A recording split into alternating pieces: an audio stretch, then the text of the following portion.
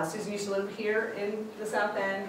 She had both her sons here. They used to go to Ringgold Park and come to this library. So when we started doing the South End Rights and Susan was coming out with her book, I really thought she'd be a great person to bring here. So I'm really happy she could come.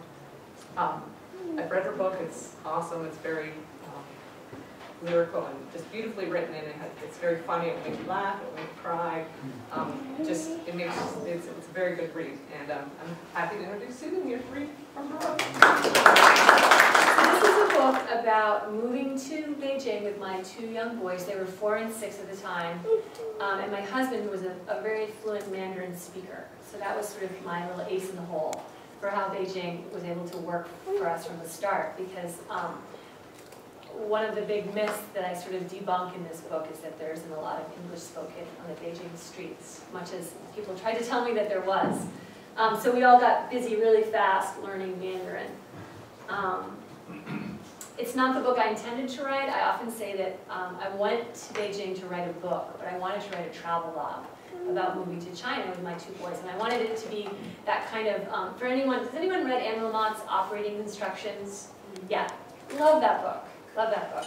And I thought, oh, I'll do kind of something like that if I could only be so lucky as to figure out a way to talk about my boys acclimating to China.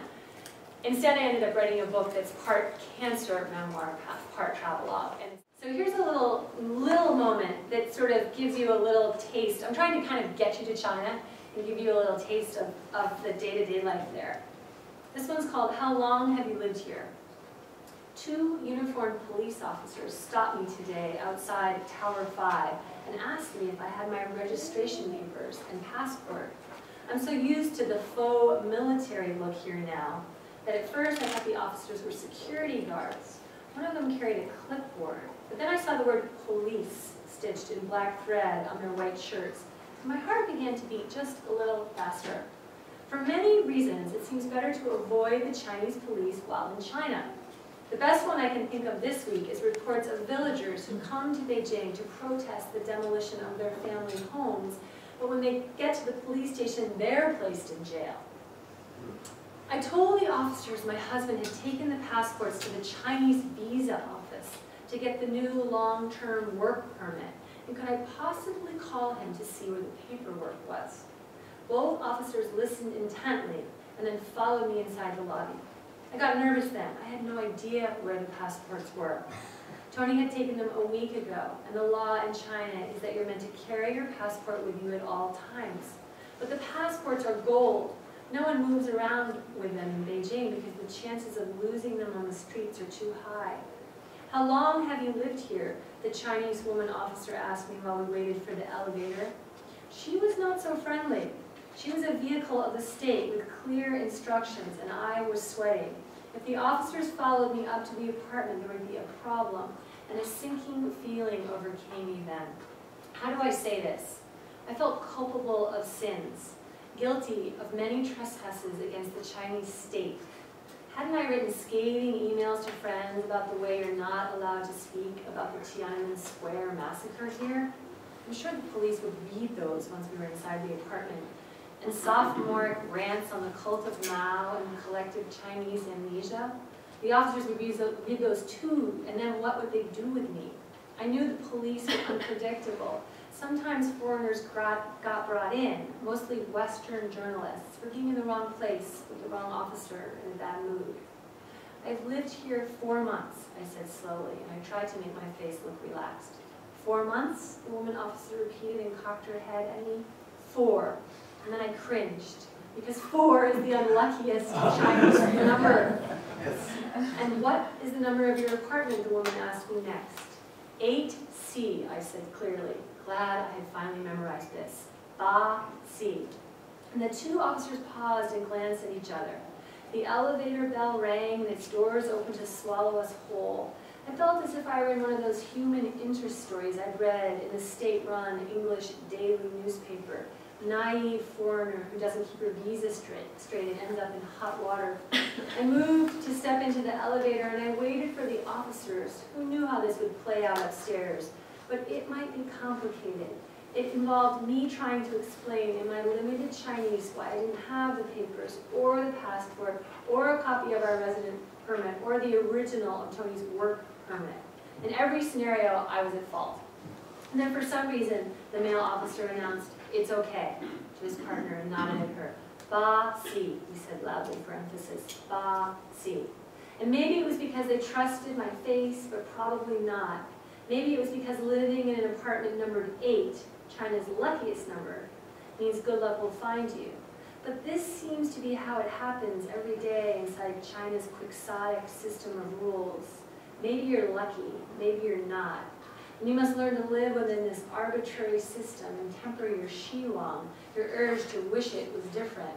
Because in this story, the officers both turned on their heels and walked out of Tower 5 and left me standing inside the elevator alone while the automatic doors closed.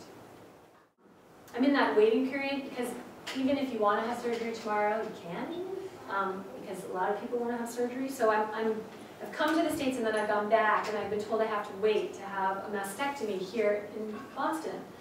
And I need some good television. So, and there isn't any. So this finds me trying to find something with plot. There's not much Beijing TV that isn't in Mandarin. Right now, I need to be distracted from myself. There are 6 foreign channels at the apartment.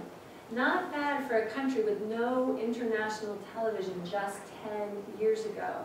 But after 8 months of the Discovery Channel and National Geographic, I need something with a plot. I head out in the van with Lao Wu to an illegal DVD store.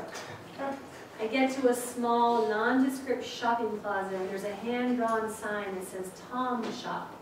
I follow the arrow inside the glass door and I take a steep set of spiral stairs that ends in a dank basement where a throng of people rub shoulders among thousands of pirated movies. A Chinese man I know named Paul here cherry-picks American films to air directly on Chinese TV. And Paul says it's a difficult thing to navigate Chinese censorship. The rules are arbitrary, he told me once at dinner. You can show violence, loads of it, but not against the Chinese government. And he says people in China think there are concrete rules governing the censoring, and that the rules are written down somewhere. But he's come to realize these rules are always in a state of flux, like a lot of other things in this country, made up as they go along. I'm getting ready to pay for the first season of Weeds when one of the teenage girls stocking the shelves runs to the front door, slams it shut, and throws the deadbolt. We're locked in. And from the jittery Mandarin around me, it sounds like the police are about to make a raid. The Chinese woman behind the counter starts taking money fast, and then pointing with her hand to the back of the store. I get one huge shot of adrenaline. The police are coming. They will arrest me, put me in a paddy wagon, and take me to jail. I won't be able to speak enough Chinese to make a phone call. I will never see my children again. And I won't have that mastectomy. Why haven't I studied my Chinese harder? I'm calmed down enough to ask clearly in English if there's a back door to the store, and another one of the young girls leads me through the stockroom. It's packed with illegal movies, thousands of them in black cases stacked against the wall and in heaps on the floor. I find a secret back staircase where I run into a line of 10 others standing on the steps that lead to a fake door that looks like a wall.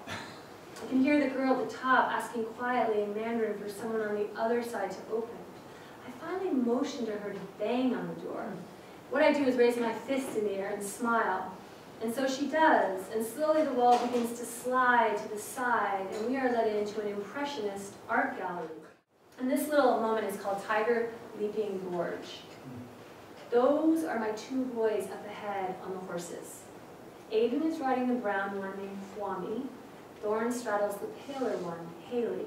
Both boys think their Chinese horses are the greatest animals in Asia, maybe in the world. We are in a steep mountain gorge in southern Yunnan province during May Chinese holiday week. There's also a guide named Aki with us. He has a long black ponytail and comes from a minority tribe near here called the Yi. Aki explains to me while we walk that his people used to be bandits who came down from the mountains at night and kidnapped townspeople.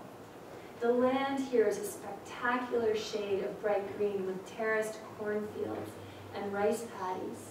The peak of Tiger Leaping Gorge is over 10,000 feet high, and the path we're on snakes the side of the mountain. Sometimes the drop is too high to look, and I hug the cliff, but mostly I feel calm. Aiden could ride Kwame for 8 hours each day and not want to get off. Both boys smile at me whenever I run and catch up with them. After 2 hours of climbing, we stop at the home of Lao Du, the owner of these horses. His house is made of clay. It has no electricity or running water and overlooks a deep V the river cuts between the mountainsides. 2 wooden chairs with torn upholstery sit on the stoop, and Lao Du's wife motions to one of the chairs, gives me a cup of mint tea and 2 Chinese pears. She is a tiny woman wearing a Levi's jean jacket in the heat, and when she smiles, her whole face lights up. That one. All year long, the boys have been asking me what I believe in, and I've been able to avoid a full answer. Now I smile at them and reach out my hands and touch their heads. The next time they ask, I'll be better prepared.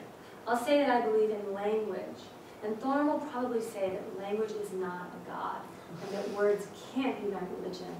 But I'll say why not, because I've come to see that words are what get me up in the morning, and what allow me to go down on my knees in this small temple and pray. Maybe in the end, words are something we can carry with us, because the stories of our lives live on. And I would like my story to be about hope. We'll also have the word disease in it, but that won't be my whole story. And that's where I'll end.